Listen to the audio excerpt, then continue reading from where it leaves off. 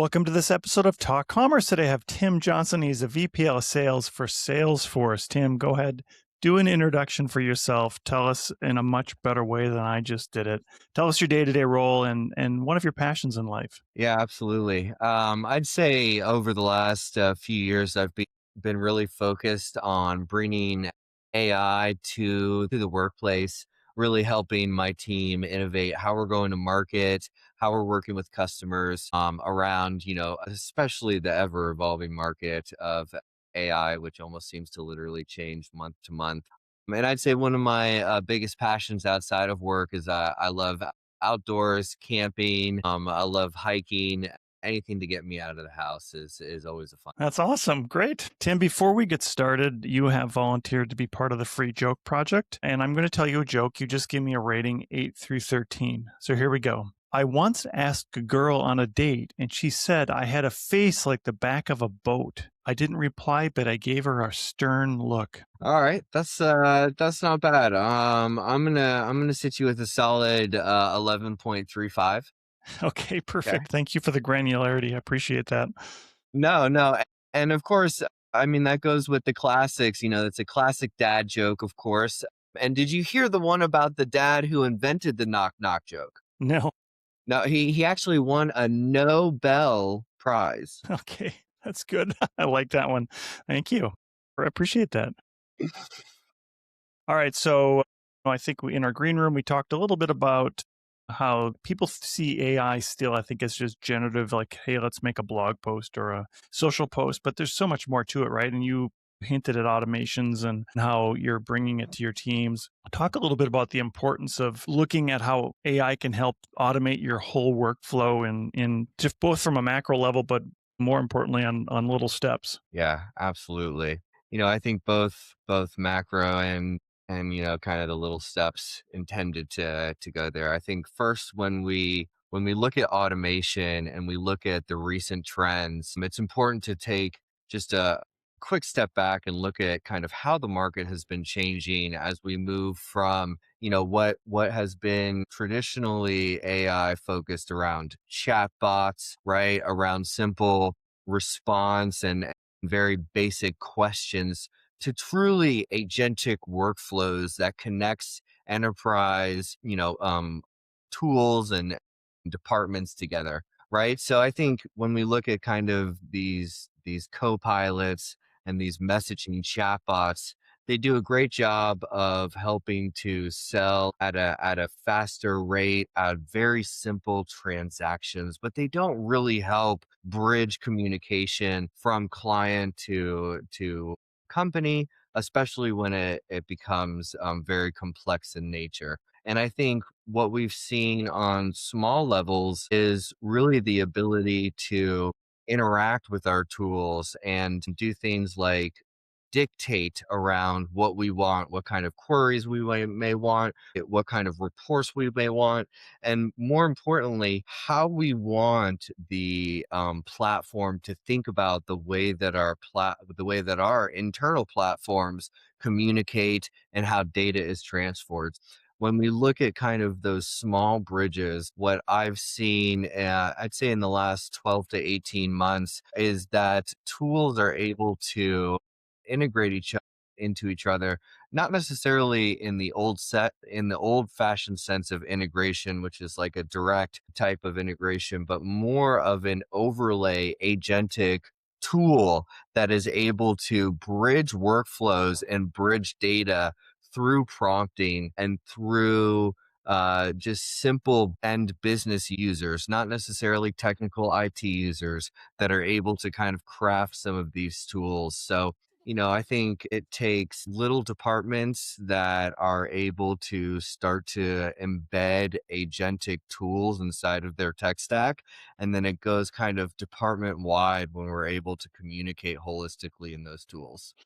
Yeah, I think you brought up prompting a couple times there, and I think part of the biggest like hurdle is getting people to understand how to prompt and what to prompt. I was on a Jumpstart AI call yesterday, and they really talked about the importance of learning how to prompt and how really you can get the most out of your tool by Mm. learning how to prompt. I think that's one part of it. Tell us a little bit about how you're educating your team on how to be better prompters? Yeah, I think for us, it kind of comes into a few different categories. And I think what I've tried to build out for my team is very easy to use and scalable templates, but for granular categories, right? There's a specific template that we have to prep the team for first calls.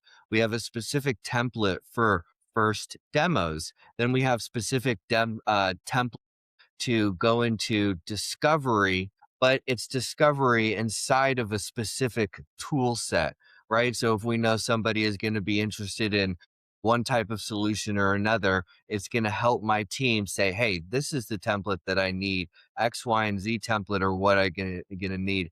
And I actually built that into an AI agentic platform where the team can interact with that and say, hey, I'm coming up for a first time discovery call. What are the few templates that I need? And it'll give the top, generally three or less is what we try to kind of consolidate it to. And I think it's literally needs to be broken down as simple as here's your template. All you need to do from an account executive perspective is put your client name in there and it'll literally generate everything, right? Everything from financials to investment to funding to organizational changes to what it's doing inside of its tech stack, public facing documents, stock changes, extrapolating anything that might not be public from other companies of its size, industry, geography, right? So it's great to understand all of that public facing. You also need to bring it more to a strategic connection on, okay, let's say it is a private company. What do other companies of this size do? And it's owned by this particular VC company. What do they usually do from an investment strategy? And all these things that are interconnected. So I think that's the first key is those templates. And then I think kind of supporting those and underlying those is playbooks that help map win themes around specific clients, around if you go into a manufacturing company, these are going to be the top three themes that your CFO is going to care about, right? Or whatever it may be, the title that you're talking to, whether it's supply chain or operations or business functions, right? And so we have very tailored playbooks that are industry, geography, and size, right? They need to be all of those three things to encompass what we consider an industry specific playbook, which is a heck of a lot more detailed than your overarching generic sales playbook, which I think we can agree that are going a little bit of the wayside as we need to continue to be very, very tailored to our customers. Yeah, I think you've hit it on the head on the you've hit the nail on the head there with I knew the where we were idea going. of, yeah, yeah, with the idea of really tailoring these playbooks, and AI allows you to do that. And I think that from a sales standpoint, if anybody's going to take anything out of this podcast today, it's getting your boss to get on board with getting those playbooks more granular, because it is so easy now to create them. And if you have, like, so we talked about Copilot and ChatGPTs, those tools are just so great to go out and then put that together for you, and even then customize it specifically for that vertical. Uh, Mhm. and having a way to do that over and over again is so important, especially as your organization gets bigger. What are some other tools that you see beneficial, especially maybe in the sales workflow? Yeah. So I'd say just a quick note on that granularity around specifically with verticals and vertical specific language and jargon that will help increase your value proposition from a seller's perspective. What I have found very valuable is that I have my sales engineers and subject matter experts that will go through a playbook and have a company right next to it, and they will dictate, hey, you didn't focus on these aspects that are very specific for my product and will help understand and uncover value levers. And so while it's very important to have, kind of the latest AI tools, they need to be augmented with subject matter experts who can help teach your specific AI instance around what matters to your solution, to your customers, and to your geography that you're going into. And I think this is something that companies are losing here in the last 12 months as we see this overhaul kind of the IT organization and reorganization of our industry from a go-to-market perspective. Companies are feeling like they can just put an AI tool in place and it'll run all the gears for them. And I think we're seeing in a number of instances that these AI tools kind of go haywire sometimes, and there's a higher percentage of hallucinating, or we see them getting in the news like recently with Grok and other things of that nature. And so we want to make sure that I one of the things that I mandate is that our subject matter experts are almost on a weekly, if not biweekly, subject kind of reiterating and making sure that they continue to pull out those value levers. And I'd say in terms of a repeatable sales process that I'm seeing really go into effect is that these AI tools are helping my team kind of coordinate with our other business units. I think specifically marketing when it comes to like account based marketing and specific ICP persona targets, right? You're going after an ideal customer persona when you're targeting your accounts. And I think that's one of the most important things to be able to really pick up on how to personalize your approach, how to garnish the attention of what's going on in the industry.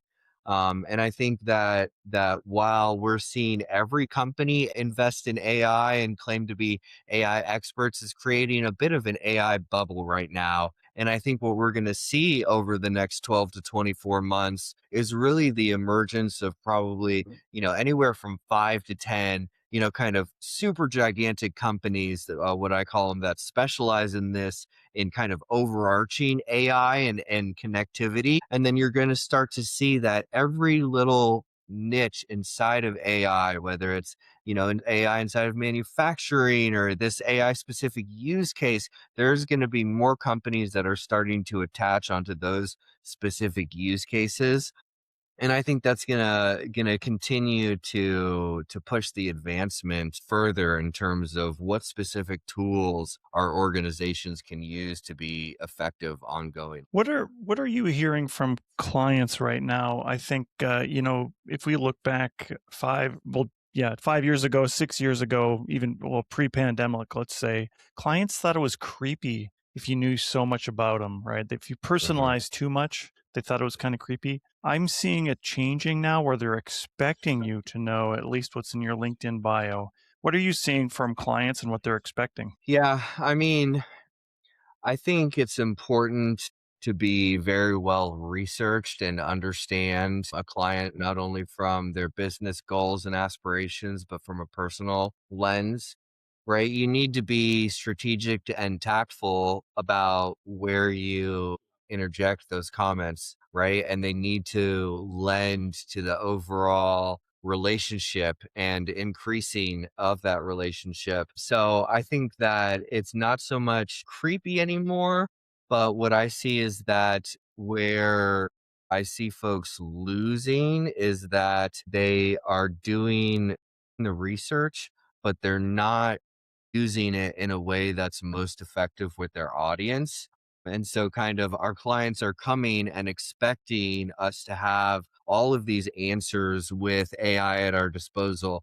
Like I already mentioned, AI on a generic sense is fantastic, but you still need humans to really craft that message. And I think that when we don't kind of come with a carefully crafted message and a very sound hypothesis, that we tend to lose ears. And as we go through that conversation with our clients, I think it's very important to interject kind of personal things. Just a quick story: I was having an executive meeting even in the last week or two, and I did a little bit of looking at the folks, and I noticed that one of them, on their LinkedIn, they had soccer game post with their daughter because they coached her team. And about halfway through the conversation, we were kind of mentioning this, and I mentioned my daughter also plays soccer, and kind of mentioned that I saw that he was a coach and how he got into it. And it totally just kind of enhanced the conversation. He didn't think twice about the fact that I mentioned. Of course, I said I noticed from your LinkedIn that you're a coach of your daughter's team. I mentioned the town that he was in, and the team mascot, and it was like kind of this energy was forged inside of this conversation about halfway through, where you might otherwise typically hit a lull, and other people might drift off, and kind of got them re brought in, and my follow-up note kind of contained a little. They had a game coming up at the weekend. It contained a little well wish, and I just think it was really well received. So not creepy, but you need to understand where to interject that into the conversation and how to drive the value. Yeah, I mean, I think you've brought up another great point. I'm not going to use the hit the nail on the head again because I already screwed that up. But the idea that you're just going to automate something, and I think salespeople are more at risk now of getting data wrong because they use some tool to find something out about people. Like, for example, that LinkedIn one. If you were to get that completely wrong, hey, I saw on LinkedIn that you were just at you're at a football game and Right. whatever, like, and it's like, no, that's not me. All right. Yeah. Then you kind of have to backpedal. And if you were to automate that in a work email, that makes it even worse, right? So without that sort of that secondary kind of checking of a lot of that data, you run the risk as a salesperson of kind of screwing up the relationship rather than making it better. Yeah, no, I mean, I think that, when you don't have the ability to kind of check numbers and understand the data that's coming out, it can oftentimes make you sound misinformed, or like you're prepared for somebody else, or worst case, that you just say something that might be totally wrong, and they're like, "Wow, it almost shoots up a red flag," right? If you bring this misinformation, what does that say about the product that you're toting, and the team that you're claiming is so great? And I think that right now it's so important to distinguish personalization without sacrificing trust and relationship, right? It's important to understand that buyers are filtering out more noise than ever. Sellers are increasing volume more than ever. AI, I think, helps improve that relevance, but it doesn't make it spot on. And we need to be aware of things like data hallucinations. We need to be aware that there are millions of people that put all kinds of data into this tool. And I actually sometimes almost use the Wikipedia analogy, that it's a great reference point, but don't you ever go writing a school paper based on Wikipedia, right? It's AI is a great starting point, but you need to reference it with the true experts who actually know what they're talking about, and you need to make sure that you're coming prepared with very relevant information. Yeah, that's such great advice. So, what, like, we're looking into this next year now. What is your outlook on e-commerce and how that's going to connect, and how we're going to be able to maybe accelerate the way brands can get online, and developers how they're working? What's your outlook on this 2026? Yeah. I think that we're seeing in every department, put sales to the side. Look at, let's say product development, for example. Products that used to take, 1, 2, 3+ years to get developed and get to market are now getting to market in 12 months or under. And we're talking about development, marketing, sales motion, right? So the agility with which products are coming to market, number one. And then I think number two, the agility that we're seeing updates and innovations. I mean, almost on a monthly basis, we're seeing huge changes. I think at the end of 2025, we saw true dictation added into GPT. And here in early 2026, we're seeing deep thinking being added, to where it's really giving you the ability to have AI start to innovate for you, which is something that previously was thought to be a capability outside of a lot of AI functionality. But I think in terms of brands coming online, what we're seeing in almost every IT category is that companies are being able to, be spun up and go to market in a very relevant and material manner. If I just think about, when we talk about workflows and automation, even just in the last 6 to 12 months, we're seeing companies that specifically specialize in overlay agentic platforms where you don't need to have any of your true enterprise IT ecosystem connected. This AI agentic overlay can kind of bring all the data together and then filter it using the AI and filter it to your specific goals and metrics and KPIs. So, I think that we're going to continue to see agility increase. Now, I think that that also brings the risk component to bear where you're going to see perhaps companies that are not necessarily making the right decision and their risk is increasing because of how quickly they're going to market, and they're trying to capitalize on something that almost may literally be gone in 3 to 4 months, or maybe standardized in 3 to 4 months, right? Taking a step back to that dictation example, that was fantastic back in October and November. Nobody else had it when GPT brought it.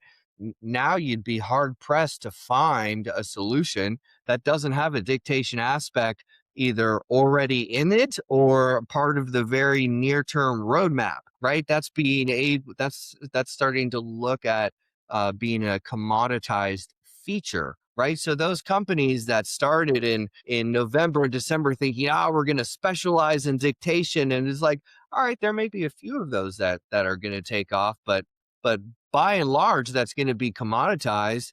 And now we're on to kind of the next thing on deep thinking and innovation and things of that nature. So I think the ability to get spun up rapidly is definitely increasing.